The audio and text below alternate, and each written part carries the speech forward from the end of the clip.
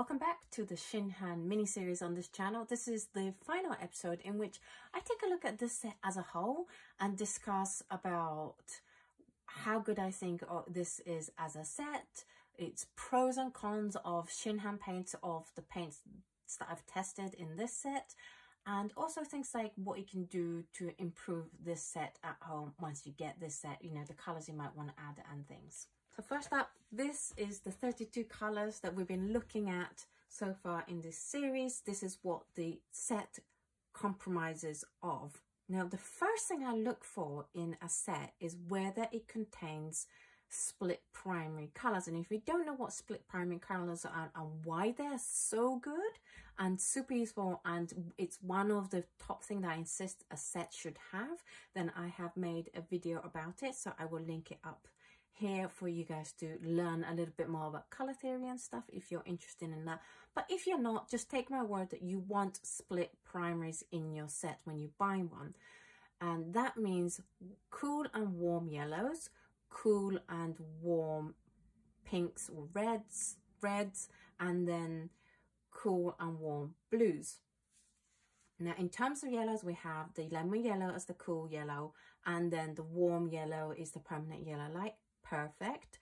In terms of the reds, for warm, you could pick either a vermilion hue or even pyro red, depending on your leaning of how red you want your reds to be or how warm your reds to be. And then definitely the queen red or the crimson lake. However, there's a slight problem with that in that the queen red is slightly violety. I would definitely put it down to a more violet pink.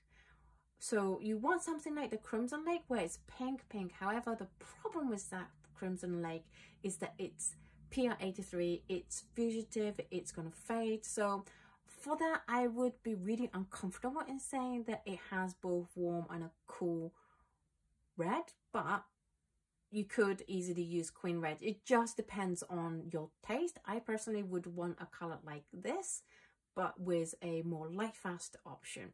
In terms of the blues, you have the ultramarine deep for the warm blue, and I would say the peacock blue or the ocean blue, because they are phthalo blue green shade for the cooler blue. I still have to think about it. So if that confuses you and which one's warm, which is cool, as always, video up here, I talk about it so that you can like understand in your head. It's really confusing for a while and it's still confusing me, so don't worry if it confuses you.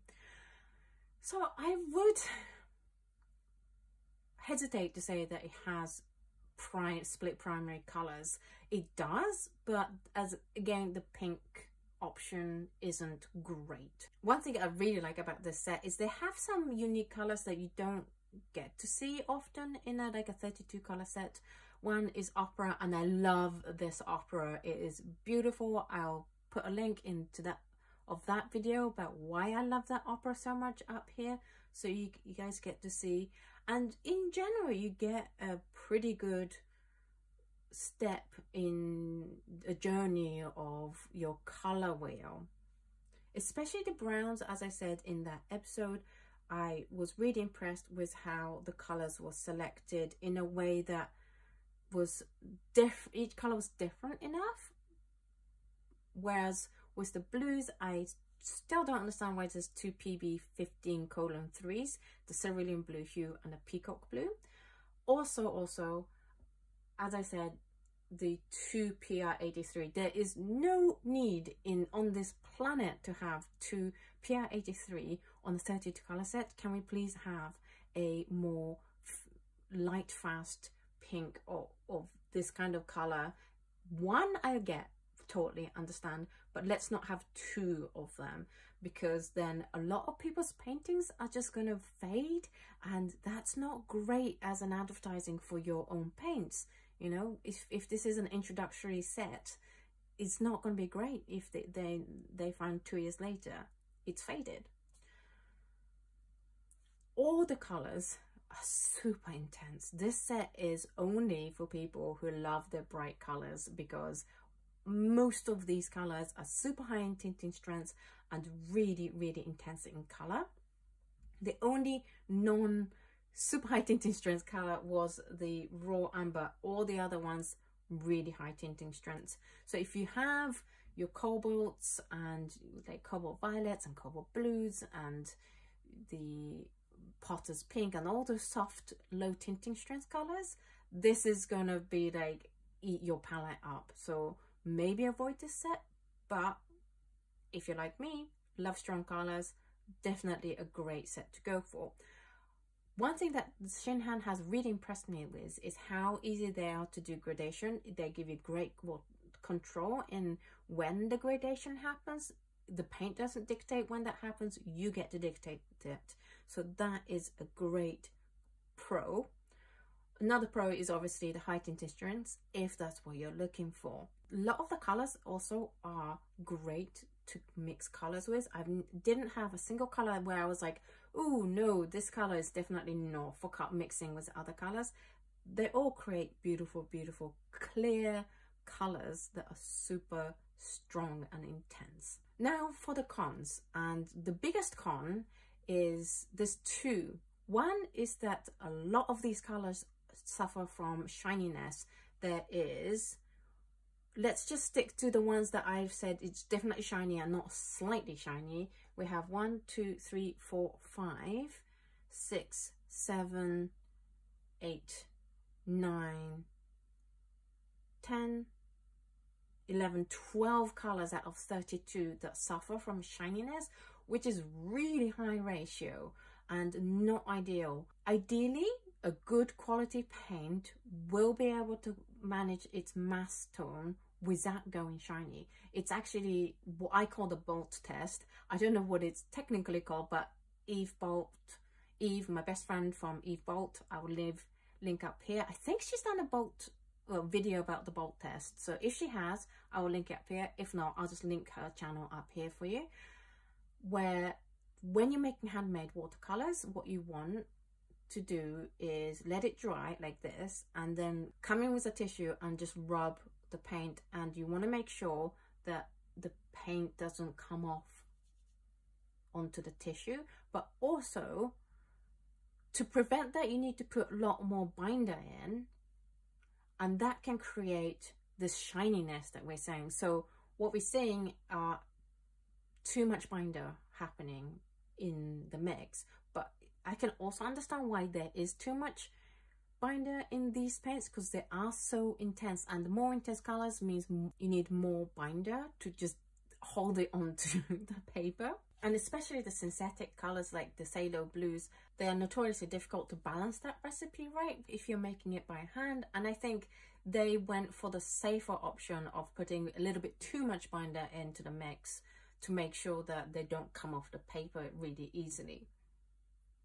And I totally get that, but as someone who uses paint on its mass tone quite a lot, the shininess is definitely an issue for me.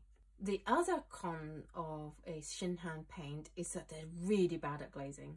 Most colors came out, even the colors that I'm like, you're transparent, you're highly staining, you shouldn't struggle with glazing, struggled with glazing. I don't know what that is about. However, raw amber was perfect. It's like a textbook definition of how a good glazer should be. So I'm slightly confused with their glazing ability, and that might be something to do with just having too much of that binder in there.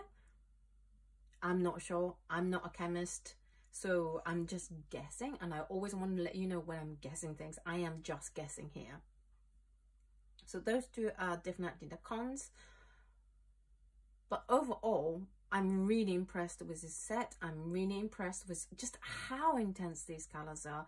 If you are looking for an affordable brand that has really strong colors, then ShinHan is a great brand.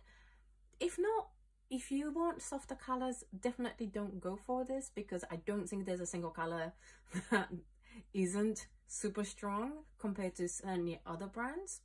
So definitely stay away in that case. But for color tarts like me, shall we say, this is a brilliant set. What would I recommend that they would change? I would definitely recommend that they would change the Crimson Lake or the Rose Madder, one of these two, for a more light fast pink. And also these three are really similar in colors, and I feel like they make a big jump between this orange and this pyro red. So maybe a color in between these two, and then like two crimson-y kind of colors here. Really happy with the greens, really happy with the yellows and oranges.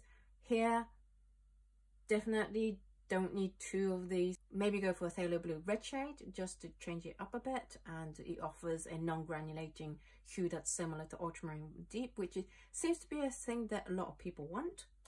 And there is quite an overwhelming number of neutrals. This is a great set if you like your neutrals, but again, if you're not a big fan of neutrals, then it wipes out 8 colors and it leaves you with 24 colors, you know. So I would say maybe cut down on a couple of the neutral colors, maybe pick either just light red or brown red kind of way, and maybe skip on the burnt sienna. Maybe it just depends. It's really hard to create sets that pleases everybody, and I'm just saying different things that people might be looking for in a set, and whether, if you're looking for those things, whether this set will fulfill its purpose or not. And as a general set, I think this is a great set. It's an affordable set. It's a great introduction to strong colors that are affordable. I hope you enjoyed this series. Thank you so much for watching all the way through this mini series. I really appreciate your time and you joining us over here. Huge thanks to ShinHan for providing me with the full tubes, this gorgeous beautiful set for me to test. I hope I've done them justice in terms of showing you guys these brands. I want to be really honest with my opinions, so I know sometimes I sound like I'm coming down hard on it. No, I'm not coming down hard on it. It's just, if I see a problem, I'm going to let you guys know so that you're aware before you buy into it. But I hope I've also been quite vocal when good things happen with these paints as well. Thank you so much for watching this video. Next big series is going to be, probably, don't quote me on it because I'm filming this way before that filming is going to start, is the core series where I look into core paints, every single one of them, because if you missed my unboxing video, I'll link it up here. Core gave me every single color that they have, so we're gonna do that next. Hopefully, don't quote me on it. But until then, thank you so much for watching this video, and I will see you in the next one. Bye.